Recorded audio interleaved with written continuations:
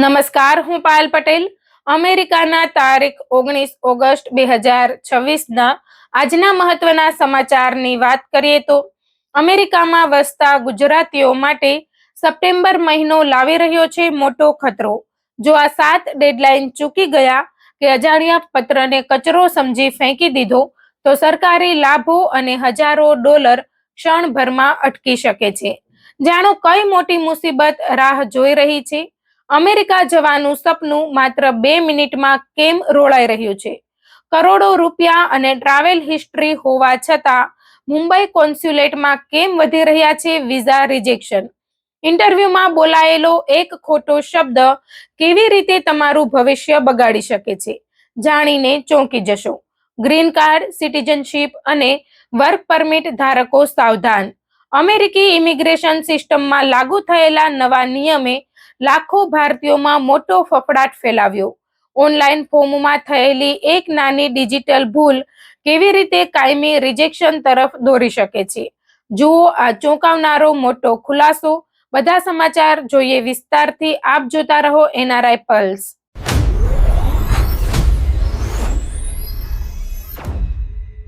જો તમે અમેરિકામાં રહેતા ભારતીય કે ગુજરાતી છો અને મેડિકેર, સોશિયલ સિક્યુરિટી કે સરકારી લાભો પર નિર્ભર છો તો સપ્ટેમ્બર 2026નો એક પણ દિવસ બેદરકારીથી પસાર ન કરશો. કારણ કે આવતા થોડા અઠવાડિયામાં એવી 7 મહત્વની ડેડલાઇન આવી રહી છે જેમાંથી એક પણ ચૂકી ગયા તો તમારા ખિસ્સામાંથી સીધા પૈસા જઈ શકે છે. મેડિકેરનો પ્લાન બદલવો પડી શકે છે, સોશિયલ સિક્યુરિટીનું પેમેન્ટ અટકી શકે છે અથવા ટેક્સનો વધારાનો બોજ આવી શકે છે. ખાસ કરીને આપણા ઘણા વડીલો એએનઓસી નામનો પત્ર આવ્યા પછી તેને સામાન્ય કાગળ સમજીને બાજુ પર મૂકી દે છે. પરંતુ આ નાની લાગતી ભૂલ 2027માં હજારો ડોલરનો ખર્ચ કરાવી શકે છે. એટલે આજે આ સમાચારને અંત સુધી ધ્યાનથી સાંભળજો, કારણ કે છેલ્લા મુદ્દામાં એવી માહિતી છે જે ખાસ કરીને ડિસેબિલિટી બેનિફિટ્સ માટે રાહ જોઈ રહેલા લોકો માટે ખૂબ જ મહત્વની બની શકે છે. સૌથી પહેલા વાત કરીએ મેડિકેર એડવાન્ટેજ અને પાર્ટ ડી ધરાવતા લોકોની.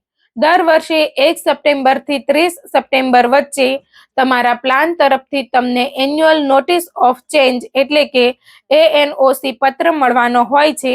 આ પત્રમાં 2027માં તમારા મેડિકેર પ્લાનમાં શું બદલાવ આવવાનો છે તેની મહત્વની માહિતી હોય છે.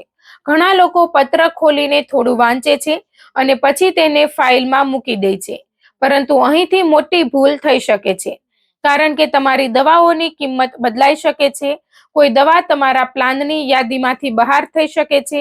દવા વધુ મોંઘા ટાયરમાં જઈ શકે છે. તમારા ડોક્ટર અથવા સ્પેશિયાલિસ્ટનું નેટવર્ક બદલાઈ શકે છે અને માસિક પ્રીમિયમ પણ વધી શકે છે. માનો કે આજે તમે કોઈ દવા માટે ઓછો કોપે આપો છો અને આવતા વર્ષે એ જ દવા ઊંચા ટાયરમાં જતી રહે તો દર મહિને વધારાનો ખર્ચ થઈ શકે છે અને આખા વર્ષમાં આ રકમ ઘણી મોટી બની શકે છે. એટલા માટે એએનઓસી પત્ર આવે ત્યારે ખાસ કરીને 3 વસ્તુ ચેક કરજો. તમારી બધી દવાઓની યાદી તમારા ડોક્ટર અને હોસ્પિટલ નેટવર્કમાં છે કે નહીં, અને 2027નું પ્રીમિયમ તથા અન્ય આઉટ ઓફ પોકેટ ખર્ચ કેટલો છે. અને અહીં એક વાત ખાસ યાદ રાખજો, માત્ર તમારો પ્લાન આ વર્ષે સારો હતો એટલે 2027માં પણ સારો જ રહેશે એવું માનશો નહીં. હવે આગળની માહિતી સોશિયલ સિક્યુરિટી મેળવનારા વડીલો માટે ખૂબ જ મહત્વની છે. 2027નું કોલા એટલે કોસ્ટ ઓફ લિવિંગ એડજસ્ટમેન્ટ કેટલું રહેશે તેની સત્તાવાર જાહેરાત હજુ થઈ નથી, કારણ કે અંતિમ ગણતરી માટે સપ્ટેમ્બરનો CPIW ડેટા પણ જરૂરી છે. હાલના અંદાજો લગભગ 3.4 થી 3.6% આસપાસના વધારાની સંભાવના બતાવે છે. એટલે સરેરાશ સોશિયલ સિક્યુરિટી લાભ મેળવનાર વ્યક્તિને દર મહિને આશરે $72 જેટલો વધારો મળી શકે તેવી ચર્ચા છે. પરંતુ અહીં એક મોટો સવાલ છે. લાભ વધશે તો શું આખા વધેલા પૈસા તમારા હાથમાં જ રહેશે? જવાબ દરેક માટે એક સરખો નથી, કારણ કે સોશિયલ સિક્યુરિટી બેનિફિટ્સ પર ફેડરલ ઇન્કમ ટેક્સ લાગવાની ગણતરીમાં આવકની મર્યાદાઓ લાંબા સમયથી બદલાઈ નથી. એટલે કોલા વધવાથી કેટલાક લોકોની પ્રોવિઝનલ ઇન્કમ વધી શકે છે અને તેઓ પહેલા કરતા વધુ લાભને ટેક્સેબલ ઇન્કમમાં ગણાતા જોઈ શકે છે. એટલે જો તમે સોશિયલ સિક્યોરિટી સાથે pension, IRA, withdrawal, rental income અથવા બીજી આવક મેળવો છો તો 2027 માટે તમારી ટેક્સ સ્થિતિ ફરી તપાસવી સમજદારી છે. ખાસ કરીને 2026માં લાગુ થયેલા નવા સિનિયર ડિડક્શન જેવા ફેરફારોને ધ્યાનમાં રાખીને તમારી પોતાની પરિસ્થિતિ પ્રમાણે ગણતરી કરાવવી જરૂરી છે.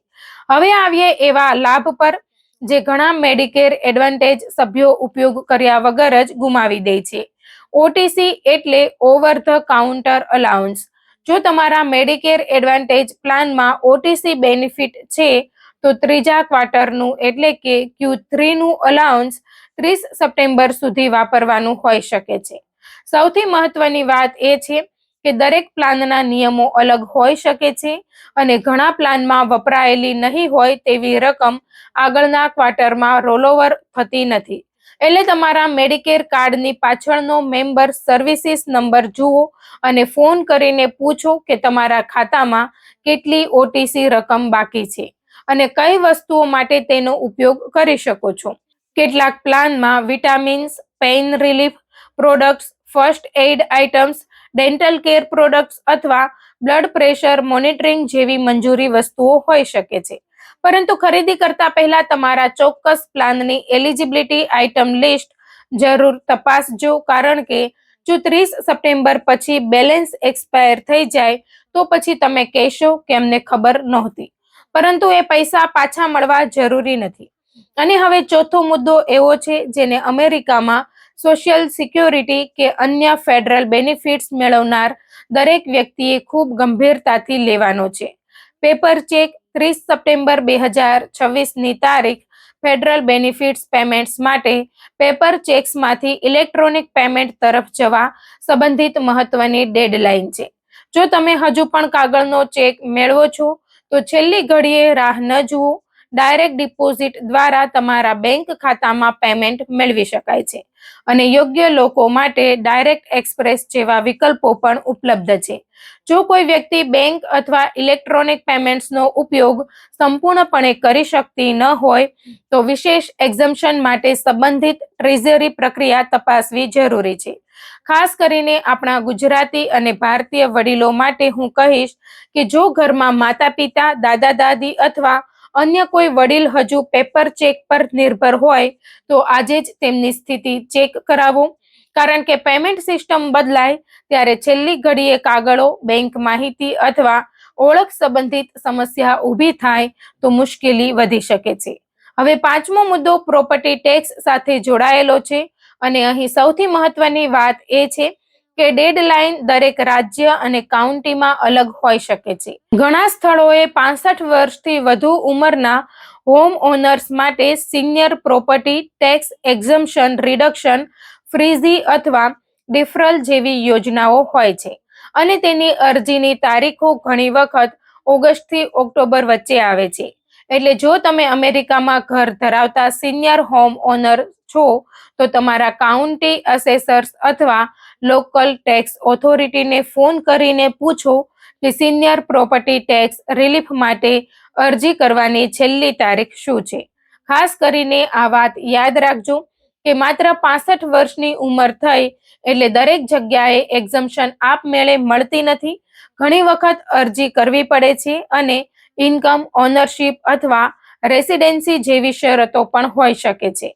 હવે છઠ્ઠો મુદ્દો ટેક્સ સાથે જોડાયેલો છે અને 15 સપ્ટેમ્બર તારીખ ઘણા લોકો માટે મહત્વની બની શકે છે. જો તમારી આવકમાંથી પૂરતો ફેડરલ ટેક્સ આપમેળે કપાતો નથી, જેમ કે IRA withdrawal, pension distribution, rental income અથવા સેલ્ફ એમ્પ્લોયમેન્ટ ઇન્કમ, તો ક્વાર્ટરલી એસ્ટિમેટેડ ટેક્સ પેમેન્ટની ડેડલાઇન 15 સપ્ટેમ્બર છે.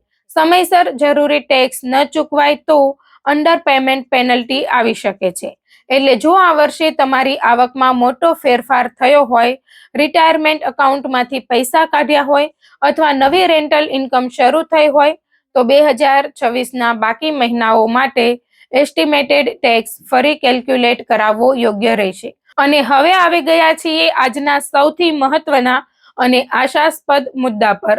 સોશિયલ સિક્યોરિટી એડમિનિસ્ટ્રેશનના કમ્પેશનેટ અલાઉન્સ પ્રોગ્રામમાં ગંભીર મેડિકલ કન્ડિશન્સ ધરાવતા લોકોની ડિસેબિલિટી ક્લેમ્સ ઝડપથી ઓળખી અને પ્રોસેસ કરવા માટે ખાસ વ્યવસ્થા છે. નવી કન્ડિશન્સ ઉમેરાવાથી કેટલીક ગંભીર અને દુર્લભ પરિસ્થિતિ ધરાવતા અરજદારોને સામાન્ય ડિસેબિલિટી પ્રક્રિયા કરતા ઝડપથી રિવ્યૂ મળી શકે છે. જો તમારા પરિવારનો કોઈ સભ્ય ગંભીર બીમારીના કારણે સોશિયલ સિક્યોરિટી ડિસેબિલિટી બેનિફિટ્સ માટે અરજી કરવા જઈ રહ્યો હોય તો એસએસએની ઓફિશિયલ કમ્પેશનેટ અલાઉન્સ લિસ્ટ તપાસવી ખૂબ જરૂરી છે. માત્ર નામ સાંભળીને પોતે એલિજિબલ છો એવું માનવું નહીં, પરંતુ તમારી ચોક્કસ મેડિકલ કન્ડિશન ઓફિશિયલ લિસ્ટમાં આવે છે કે નહીં તે તપાસો અને અરજી કરતી વખતે યોગ્ય મેડિકલ ડોક્યુમેન્ટેશન આપો. અમેરિકામાં રહેતા ભારતીયો અને ગુજરાતીઓ માટે આખા સમાચારનો સૌથી મોટો સંદેશ એ છે કે સપ્ટેમ્બર 2026ને માત્ર સામાન્ય મહિનો સમજીને પસાર ન કરશો. મેડિકેર ધરાવતા હોય તો એએનઓસી પત્ર વાંચો, તમારી દવાઓ અને ડોક્ટર્સનું નેટવર્ક ચેક કરો. ઓટીસી બેનિફિટ હોય તો તેની ડેડલાઇન તપાસો. સોશિયલ સિક્યોરિટી મેળવો છો તો 2027 ખોલા અને તમારી ટેક્સ સ્થિતિ સમજજો. પેપર ચેક મેળવો છો તો ઇલેક્ટ્રોનિક પેમેન્ટની વ્યવસ્થા કરો. સિનિયર હોમ ઓનર હોય તો પ્રોપર્ટી ટેક્સ રિલીફ વિશે કાઉન્ટીને પૂછો અને એસ્ટિમેટેડ ટેક્સ લાગુ પડે છે તો 15 સપ્ટેમ્બરની ડેડલાઇન ભૂલશો નહીં. અને ડિસેબિલિટી માટે અરજી કરનાર વ્યક્તિ હોય તો કમ્પેશનેટ અલાઉન્સીસની એલિજિબિલિટી તપાસો. એક વાત ખાસ, આમાંથી કેટલીક તારીખો અને નિયમો તમારા રાજ્ય, કાઉન્ટી અથવા ચોક્કસ મેડિકેર પ્લાન પ્રમાણે અલગ હોઈ શકે છે. એટલે કોઈ પણ નિર્ણય લેતા પહેલા ઓફિશિયલ એજન્સી અથવા તમારા પ્લાન એડમિનિસ્ટ્રેટર પાસેથી માહિતી ચકાસવી જરૂરી છે. કારણ કે અમેરિકામાં એક નાની ડેડલાઇન ચૂકી જવાથી ક્યારેક પૈસા, બેનિફિટ્સ અને સમય ત્રણેયનું નુકસાન થઈ શકે છે. તેથી આ માહિતી માત્ર પોતે વાંચીને ન છોડતા તમારા પરિવારના એવા વડીલ સુધી પણ પહોંચાડજો જેઓને આ નિયમોની ખબર ન હોય. સપ્ટેમ્બર શરૂ થાય એ પહેલા કાગળો બહાર કાઢો, ડેટ્સ લખી લો અને જે કામ જરૂરી છે તે સમયસર પૂર્ણ કરો. કારણ કે આ વખતે સૌથી મોટું નુકસાન નિયમ બદલાવથી નહીં પરંતુ ડેડલાઇન ચૂકી જવાથી થઈ શકે છે.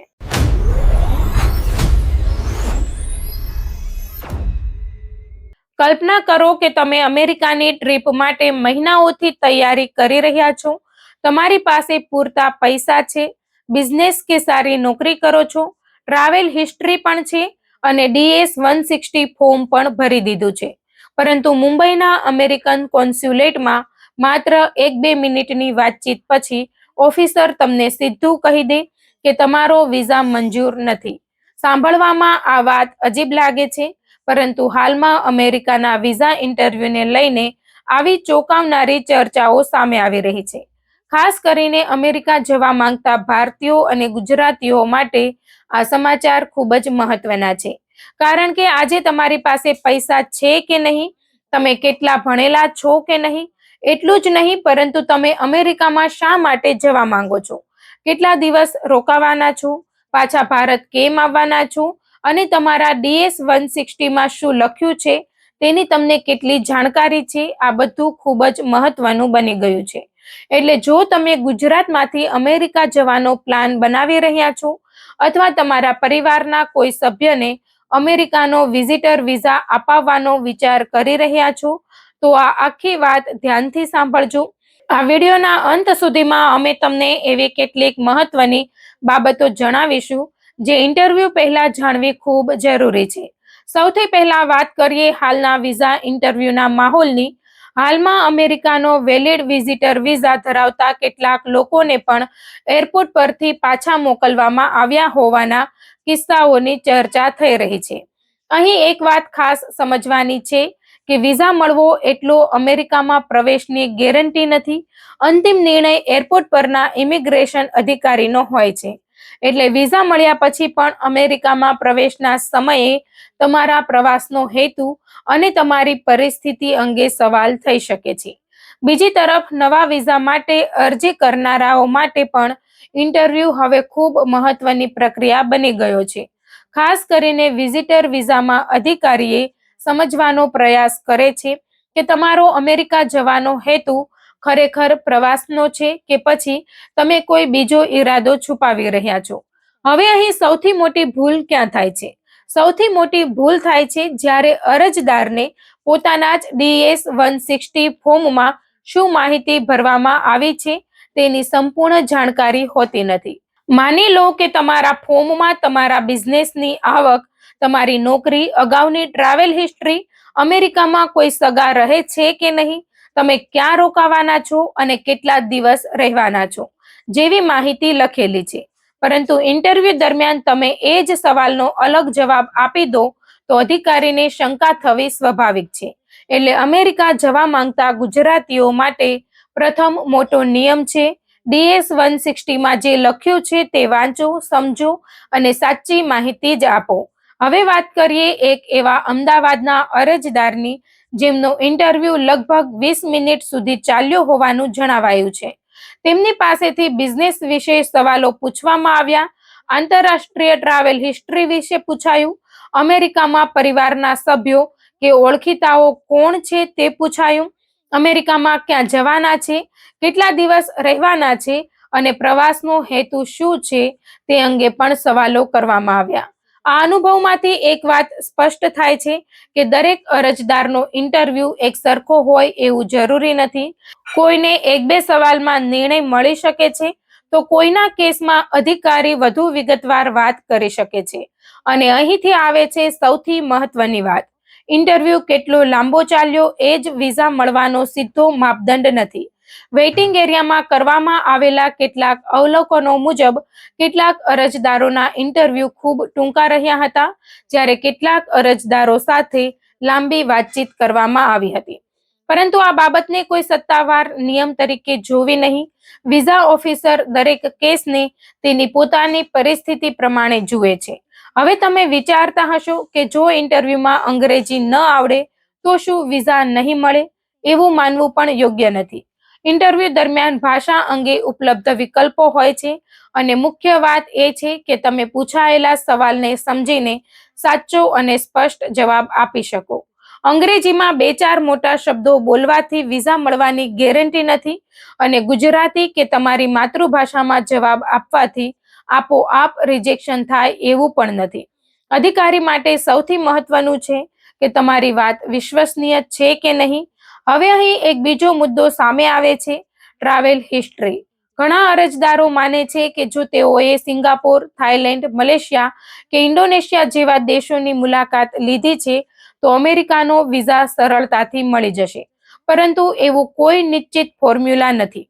ટ્રાવેલ હિસ્ટ્રી એક બાબત હોઈ શકે છે, પરંતુ તે એકલી વિઝા મંજૂરી નક્કી કરતી નથી.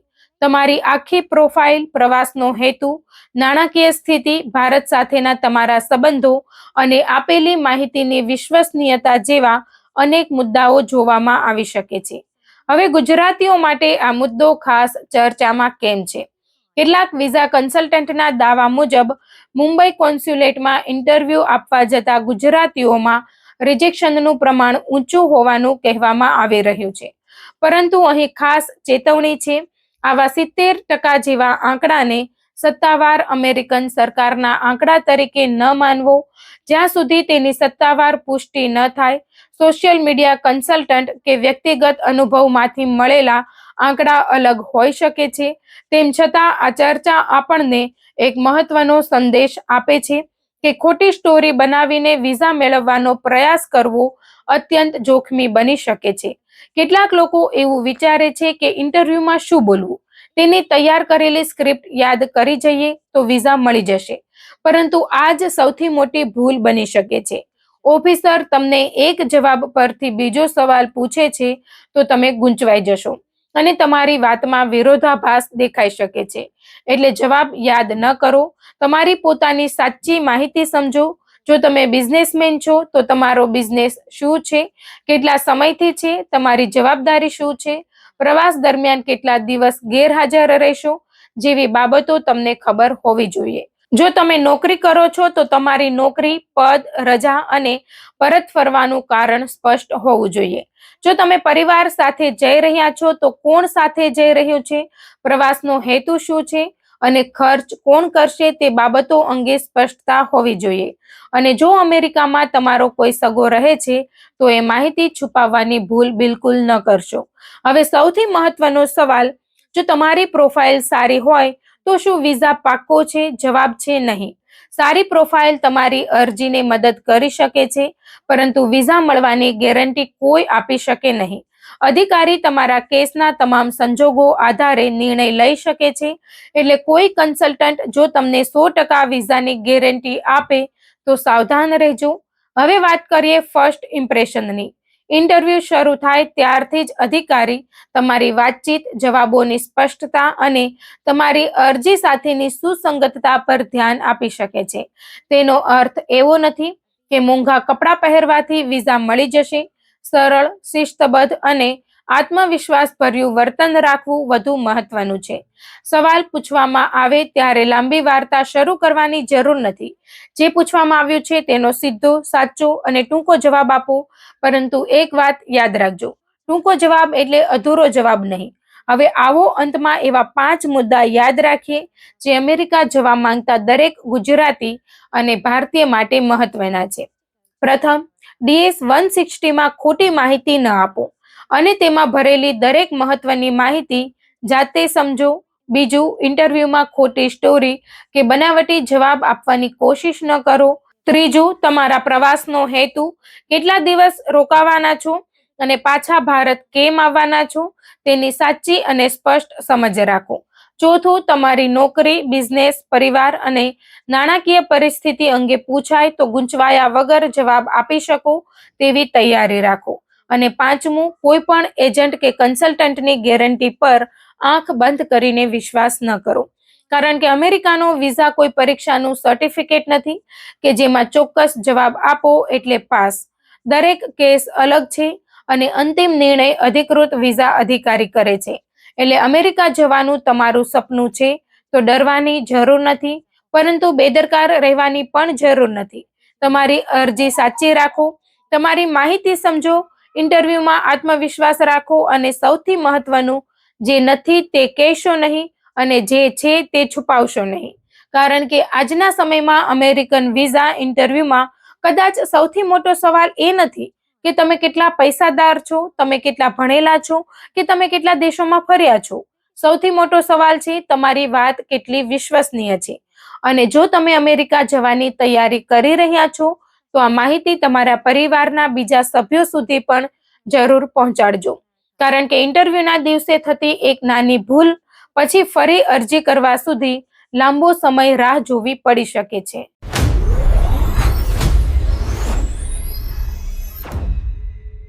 અમેરિકામાં રહેતા ભારતીયો અને ખાસ કરીને ગુજરાતીઓ, જો તમે green card, American citizenship, work permit, H4, OPT, પરિવાર માટે સ્પોન્સરશિપ અથવા અસાયલમ જેવી કોઈ પણ ઇમિગ્રેશન પ્રક્રિયા સાથે જોડાયેલા છો તો આજના આ સમાચારને સામાન્ય સમાચાર સમજીને આગળ ન વધતા. કારણ કે અમેરિકાની ઇમિગ્રેશન સિસ્ટમમાં એક એવો મોટો ફેરફાર કરવામાં આવ્યો છે જે આવનારા સમયમાં અરજી કરવાની તમારી આખી રીત બદલી શકે છે. કલ્પના કરો કે આવતીકાલે તમે કોઈ મહત્વનું ઇમિગ્રેશન ફોર્મ ભરવા માંગો અને તમને કહેવામાં આવે કે હવે કાગળ પર ફોર્મ મોકલવાની જગ્યાએ તમારે બધું ઓનલાઈન જ કરવું પડશે. ફોર્મ ભરવાથી લઈને દસ્તાવેજો અપલોડ કરવા, માહિતી આપવાથી લઈને ફી ભરવા સુધીની પ્રક્રિયા ડિજિટલ બની શકે છે. અને સૌથી મહત્વની વાત એ છે કે આ માત્ર એક નાની ટેકનિકલ અપડેટ નથી, પરંતુ DHS એટલે કે ડિપાર્ટમેન્ટ ઓફ હોમલેન્ડ સિક્યોરિટી દ્વારા એવો નવો ઇન્ટરિમ ફાઇનલ રૂલ લાવવામાં આવ્યો છે જે USCISને ભવિષ્યમાં અનેક ઇમિગ્રેશન ફોર્મ્સને ફરજિયાત ઓનલાઈન કરવાની વધુ સ્પષ્ટ કાનૂની સત્તા અને ફ્રેમવર્ક આપે છે. આ નિયમ 10 ઓગસ્ટ 2026ના રોજ ફેડરલ રજિસ્ટરમાં પ્રકાશિત થયો અને 11 ઓગસ્ટ 2026 થી અમલમાં આવી ગયો છે. જો કે અહીં એક વાત ખાસ સમજવી જરૂરી છે. આનો અર્થ એવો નથી કે 11 ઓગસ્ટથી જ દરેક ભારતીય કાગળના ફોર્મ ફેંકી દેવાના છે અથવા તમામ ઇમિગ્રેશન ફોર્મ તરત જ ઓનલાઈન થઈ ગયા છે. ના, નિયમનો મૂળ અર્થ એ છે કે ભવિષ્યમાં યુએસસીઆઈએસ કોઈ ચોક્કસ ફોર્મને સંપૂર્ણપણે ઓનલાઈન ફરજિયાત કરવા માંગે તો તેની માટે આ નિયમ એક કાનૂની ફ્રેમવર્ક પૂરું પાડે છે અને કોઈ ફોર્મને ફરજિયાત ઓનલાઈન કરતા પહેલા ઓછામાં ઓછી 60 દિવસની અગાઉથી નોટિસ આપવામાં આવશે. એટલે અમેરિકામાં રહેતા ભારતીયો માટે આજનો સૌથી મોટો સવાલ છે, આ બદલાવ તમારી જિંદગીમાં ક્યાં અસર કરશે અને તમારે અત્યારથી શું તૈયાર રાખવું જોઈએ. સૌથી પહેલા વાત કરીએ ગ્રીન કાર્ડ માટે અમેરિકામાં રહીને એડજસ્ટમેન્ટ ઓફ સ્ટેટસ કરવાની પ્રક્રિયા એટલે કે ફોર્મ I-485 ની. જો તમે અમેરિકામાં રહીને ગ્રીન કાર્ડ મેળવવાની પ્રક્રિયામાં છો અથવા ભવિષ્યમાં I-485 ફાઇલ કરવાની તૈયારી કરી રહ્યા છો તો ઓનલાઈન ફાઇલિંગ તરફ વધતી યુએસસીઆઈએસ સિસ્ટમને સમજવી તમારા માટે ખૂબ મહત્વની બની શકે છે. ખાસ કરીને દસ્તાવેજો ડિજિટલ સ્વરૂપમાં તૈયાર રાખવા, તમારા યુએસસીઆઈએસ ઓનલાઈન એકાઉન્ટની માહિતી સમજવી અને અરજીમાં આપેલી દરેક માહિતી સાચી છે કે નહીં તેની ચકાસણી કરવી હવે વધુ મહત્વની બનશે. કારણ કે ડિજિટલ સિસ્ટમમાં એક ફાયદો એ છે કે અરજી ઝડપથી સબમિટ કરી શકાય, દસ્તાવેજો સરળતાથી જોડાઈ શકે અને અરજીનો ડિજિટલ રેકોર્ડ બની શકે. પરંતુ અહીં જ બીજી બાજુ પણ છે અને તે છે ભૂલનું જોખમ.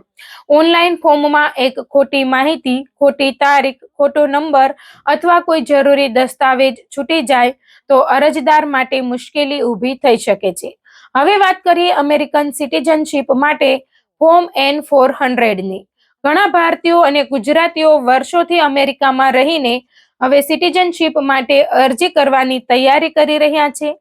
N-400 ની અરજીઓમાં પહેલેથી જ મોટી સંખ્યામાં ઓનલાઈન ફાઇલિંગ થતું આવ્યું છે અને ડિસેમ્બર 2025 સુધીમાં આશરે 62% N-400 અરજીઓ ઓનલાઈન ફાઇલ થઈ રહી હતી. એટલે સિટીઝનશીપ માટે ઓનલાઈન સિસ્ટમ ઘણા લોકો માટે નવી બાબત નથી, પરંતુ ભવિષ્યમાં આ પ્રક્રિયા વધુને વધુ ડિજિટલ બનવાની દિશા સ્પષ્ટ થઈ રહી છે. હવે જરા ગ્રીન કાર્ડ રિન્યુ અથવા રિપ્લેસ કરનારા લોકોની વાત કરીએ. ફોર્મ I-19 માટે પણ ઓનલાઈન ફાઇલિંગનો ઉપયોગ ઘણો વધી ચૂક્યો છે અને ડિસેમ્બર 2025 સુધીમાં આશરે 68% I-90 અરજીઓ ઓનલાઈન ફાઇલ થઈ રહી હતી. એટલે જો તમે અથવા તમારા પરિવારના કોઈ સભ્યને ગ્રીન કાર્ડ રિન્યુ કરાવવાનો હોય તો યુએસસીઆઈએસના ઓનલાઈન પોર્ટલનો ઉપયોગ સમજવો ખૂબ ઉપયોગી બની શકે છે. પરંતુ હવે સૌથી મહત્વની વાત H-4 સ્પાઉસ અને OPT સ્ટુડન્ટ્સ માટે જો તમે ફોર્મ I-765 દ્વારા EAD એટલે કે એમ્પ્લોયમેન્ટ ઓથોરાઇઝેશન ડોક્યુમેન્ટ માટે અરજી કરો છો તો ઓનલાઈન ફાઇલિંગની દિશામાં આગળ વધતી સિસ્ટમ તમારા માટે ખાસ મહત્વની બની શકે છે.